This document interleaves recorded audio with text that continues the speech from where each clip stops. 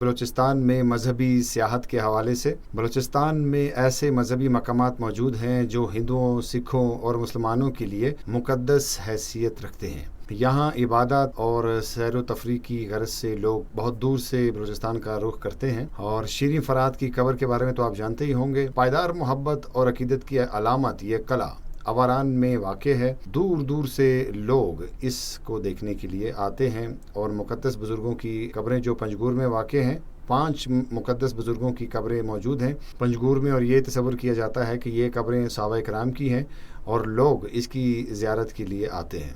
جبل نور القرآن کے بارے میں بھی آپ کو بتاؤں کہ کوئٹہ کے مضافات جبل نور کے ایک غار میں 600 سال پرانے قرآن و احادیث کے کم از کم 50 لاکھ نسخے محفوظ ہیں۔ یہ 1992 میں حاجی عبدالرشید اور حاجی مظفر علی نے ان تحریروں کو محفوظ کرنے کا فیصلہ کیا۔ اور کوہ مراد کے بارے میں بھی آپ کو بتاؤں، ذکری برادری کا یہ مقدس مقام ہے اور تربت میں واقع ہے، اور ذکریوں کا یہ عقیدہ ہے کہ محمد جون پوری نے اس مقدس مقام پہ مراقبہ کیا اور دعاؤں میں مصروف رہے اور وقتوں کو مہدی کے طور پر تعظیم کیا۔ اور مزید آپ کو بتاؤں، ہنگلاج ماتا مندر، شکتی پٹھاس مقدس مقام، ستی کا سربراہ بھگوان شیو کی بیوی کو یہاں دفن کیا گیا ہے، اور یہ ہندو برادری کے لیے ایک انتہائی قابل احترام مذہبی مقام کی حیثیت رکھتا ہے۔ اور ہندو اپنی یاترا شروع کرنے کے لیے مٹی کے آتش فشاں کی چوٹی پر پہنچنے کے لیے سیڑھیاں چڑھتے ہیں، سیڑھیوں کا استعمال کرتے ہیں۔ اور شری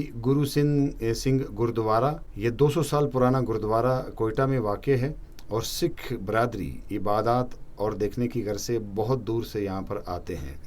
اور اسی طریقے سے کالی ماتا مندر کلات، یہ مندر شاہی بازار کلات میں واقع ہے اور تقریباً 1500 سال پرانا ہے، اور یہ مندر آبائی رسومات کے ذریعے قدیم تعظیم کی کہانیاں بیان کرتا ہے۔ اور اس مندر میں ایشیا کی سب سے بڑی کالی ماتا کی مورتی پڑی ہوئی ہے۔